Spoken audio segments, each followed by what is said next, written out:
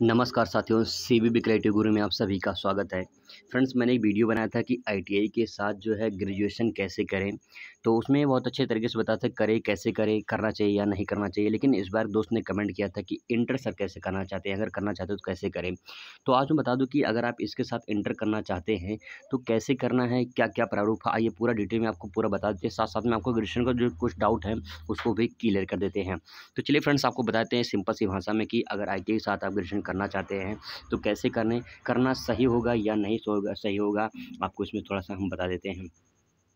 Friends, पहली बात तो आपको ध्यान रखना है कि आईटीआई के साथ अगर आप 12th करना चाहते हैं, तो आप रेगुलर अगर आप इसको करना चाहते हैं, तो इसे आप नहीं कर सकते, इस बात को नोट कर लीजिए। तो अगर आप आईटीआई के साथ इंटर करना चाहते हैं तो इससे आप रेगुलर नहीं कर सकते हैं, ठीक है, पहली बात। लेकिन अगर आप इसको आईटीआई के साथ अगर 12th कर लेते हैं या कर कर चुके हैं या करना चाहते हैं, तो चोरी-छिपे बहुत लोग कर लेते हैं। तो अगर आप इसको करते हैं तो भविष्य में दिक्कत क्या होगी, उस बात को थोड़ा-सा नोट कर लीजिए। अगर भविष्य में दिक्कत कैसे होगी, इसको ध्यान समझिए। आईटीआई के साथ मान लीजिए आपने 10th पास कर लिया, इसके बाद आपने आईटीआई कर लिया, मान लीजिए फिर इसके बाद कभी आपका जॉब लग गया। जब कभी आपका सरकारी सेक्टर में अगर जॉब लग जाती है तो क्या होता है कि आप एक टेक्नीशियन पोस्ट पर जाते हैं, क्योंकि जो है आईटीआई करके आप सी या डी पोस्ट पर जाते हैं, ठीक है? सी या डी ग्रेड का जो होता है, और उसके बाद जो है आप एक टेक्नीशियन पद पर जाते हैं, आप एक टेक्नीशियन पद पर जाते हैं। और उसके बाद क्या होता है कि अगर प्रमोशन होती है तो आपको आईटीआई के साथ मतलब उसमें आपका 12th होना चाहिए या तो ग्रेजुएशन होना चाहिए, तभी आपको प्रमोशन होगा। तो अगर आपका प्रमोशन होगा तो आपने अगर आईटीआई के साथ 12th कर रखी है या ग्रेजुएशन कर रखी है भैया, तो आप जो है उसको नहीं कर सकते। उसको अगर लगाएँगे तो आप जो है पूरी तरह से फँस सकते हैं। तो आपका समझ लो कि जो आपने जॉब पाई है उसको भी रद्द करना पड़ेगा, मतलब कि समझ लो आप उससे भी हाथ धो बैठेंगे। तो फ्रेंड्स, मैं आपको बता दूँ कि अगर आप आईटीआई के साथ अगर इसको करना चाहते हैं तो आज के डेट में आप सभी को अच्छे से पता है कि भैया जलन की भावना सब में होती है। अगर मान लो कोई शिकायत कर देता है, चोरी-छिपे कर लेते हैं, मान लो कोई शिकायत कर देता है तो आपके अगर कोई ऑडिट होती है, जाँच होती है, तब भी आप उसपे फँस सकते हैं, ठीक है? तो इस बात को ध्यान रखें कि अगर आप इसको आईटीआई के साथ 12th करना चाहते हैं, तो सिर्फ़ एक तरीका है, रेगुलर आप इसे नहीं कर सकते हैं। हाँ, एक तरीका है, अगर इसे आप प्राइवेट करना चाहते हैं तो आप कर सकते हैं। अब प्राइवेट क्या करना है, इस बात को थोड़ा-सा समझ लीजिए। फ्रेंड्स, आपको बता दें कि जो आईटीआई ये प्राइवेट नहीं होता है, बल्कि प्राइवेट जो संस्थान होते हैं, जो इंस्टीट्यूट होते हैं, उसके द्वारा आप आईटीआई करते हैं। बल्कि आपका जो 12th है, आप इसे प्राइवेट कर सकते हैं, ठीक है? इसे आप प्राइवेट कर सकते हैं, आईटीआई या प्राइवेट नहीं कर सकते, ये रेगुलर होता है।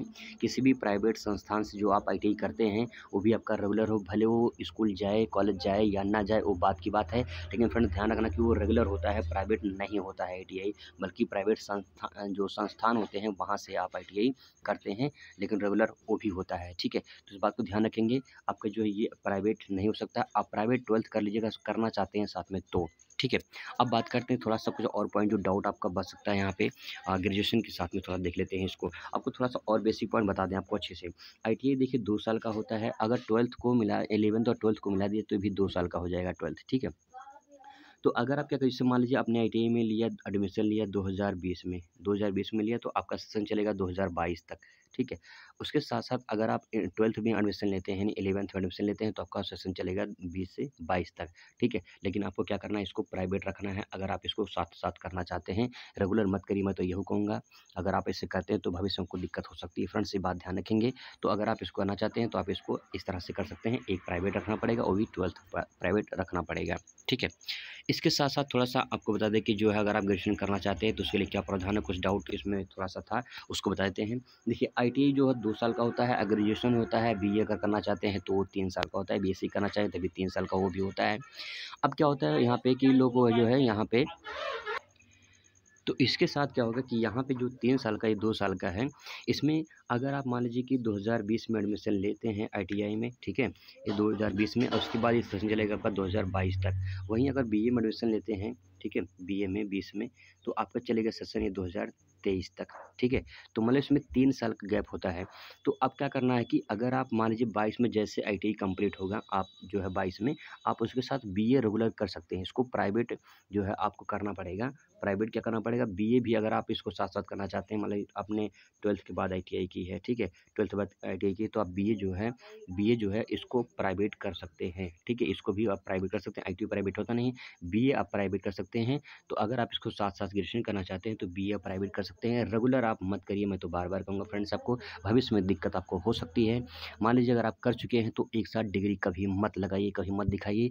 ईपी अगर लीक हो गया आपका कि आपने एक साथ कर रखी है, तो आपको भविष्य में दिक्कत हो सकती है। अगर आप इसे कहीं ग्रेजुएशन के लेवल का कोई जॉब या फिर जैसे मान लो कि आप कहीं पे लगाते हैं, ग्रेजुएशन लेवल का कोई वैकेंसी आती है, उसको लगाते हैं, तो आप आईटीआई मत दिखाइए, और आईटीआई लगाते हैं, तो आप इसको मत दिखाइए भैया, मैं तो ये कहूँगा, नहीं तो भविष्य में आपको फ्रेंड्स दिक्कत हो सकती है, इस बात को ध्यान रखेंगे, ठीक है? आई होप आपको कोई डाउट नहीं रहेगा। ये जानकारी को अच्छी लगी। Thanks for watching.